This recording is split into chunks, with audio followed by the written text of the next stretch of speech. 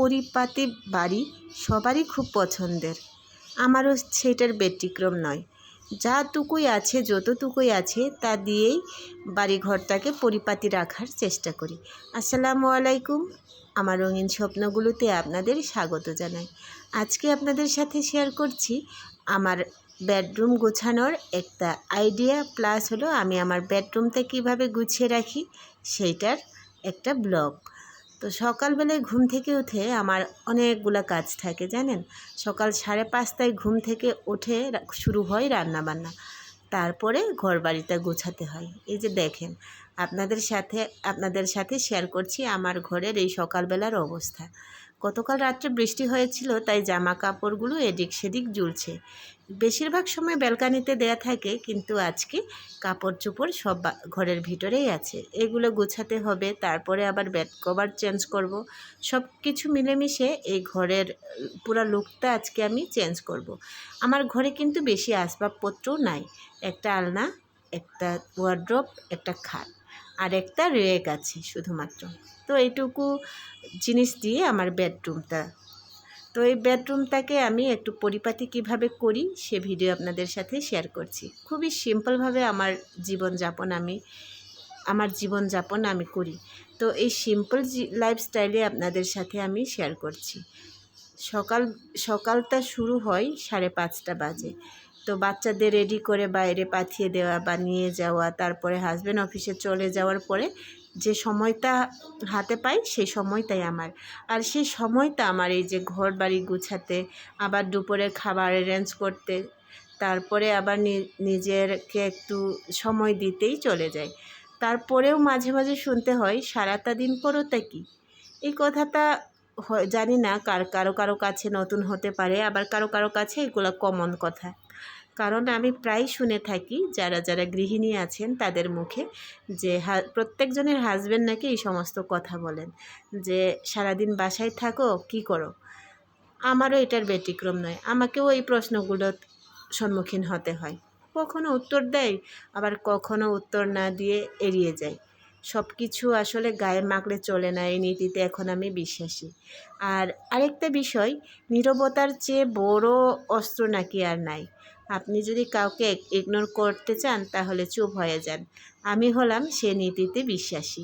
এখন আমি করি কি, কারোর কোনো কথার মানে যেখানে প্রয়োজন মনে করি না সেখানে উত্তরও দেওয়ার প্রয়োজন মনে করি না, চুপচাপ থাকি। তারপরে সেটা সেইভাবেই কি হয়ে যায়। কথা বাড়ালে হয়তো বা ঝগড়া হতে পারে, বিতর্ক হতে পারে। এই কারণে কথাটা একটু কম বলার চেষ্টা করি। আর এই যে সারাটা দিন, এই সকাল থেকে মনে হয় এটা আমার 1 ঘন্টা, একটা রুম গোছাতে প্রায় 1 ঘন্টার মতো সময় লাগে। সেটা ঝাড়ু দেওয়া, তারপরে এলোমেলো গোছালোগুলো পরিষ্কার করা, তারপরে আবার হচ্ছে তুলে রাখা, ধোয়া মোছা, সব কিছু মিলেমিশে 1 ঘন্টার মতোই সময় লাগে। তো একটা রুমে যদি 1 ঘন্টা করে সময় দেওয়া হয়, তাহলে আরও বাদবাকি যে রুমগুলো আছে সেগুলোতে কতটা সময় লাগতে পারে সেটা আন্দাজ করলেই বুঝতে পারবে। বেড কভারটা চেঞ্জ করে নিয়েছি আমি, আর পুরাতন বেড কভার যেটা বেডে বিছানো ছিল সেটা ধোয়ার জন্য রেখে দিচ্ছি। তো এইটা ধুতে হবে, এটার জন্যেও তো সময়ের প্রয়োজন, তাই না? তো এই যে এই টুকিটাকি কাজকর্মগুলো করি, কিন্তু তা দেখা যায় না, অথচ বাড়িতে কিন্তু প্রচুর কাজ থাকে।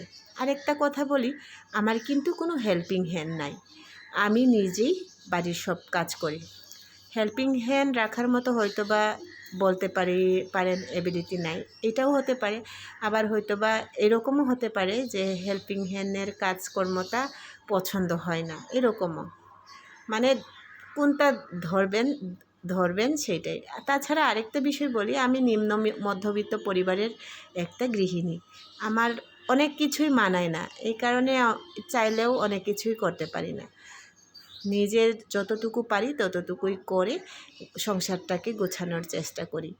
তো এই যে কাপড় চোপড়, যেগুলো ধোয়া কাপড় চোপড়, সেগুলো ধুয়ে একদম একেবারে ওয়ার্ডরোবে রেখে দিতে হবে। আর বাদবাকিগুলো যেগুলো ধোয়ার সেগুলো বালতিতে নিয়ে আবার ধুতে হবে। আর যে আলনায়, এখানে তোয়ালে, ওখানে গামছা, সব কিছু মিলেমিশে একেবারে একাকার অবস্থা। তো সবগুলাই পরিপাটি করে না গোছানো পর্যন্ত শান্তি স্বস্তিও থাকে না। তো ঘরটা পরিপাটি করে আমরা ভিডিও করলে সে ঘর গুছানোর ইয়াটা দেখতেই পাওয়া যায়, সুন্দরই লাগে। কিন্তু তার আগে যে ঘরবাড়িগুলো আসলে কেমন থাকে সেইটা দেখতে খুবই খুবই খারাপও লাগে। তো হাজব্যান্ড এখানে ওখানে শার্টগুলো রেখে যায়, সেগুলোকে টোটালি হ্যাঙ্গারিং করে আলনাগুলোতে রাখা। এই আলনাগুলোতে ওর জিনিসপত্রই বেশি থাকে। আমার জিনিসপত্র আমি আলনাতে খুব কমই রাখি, টুকিটাকি ওড়না, তারপরে হচ্ছে জায়নামাজ, এগুলো আলনার মধ্যে থাকে।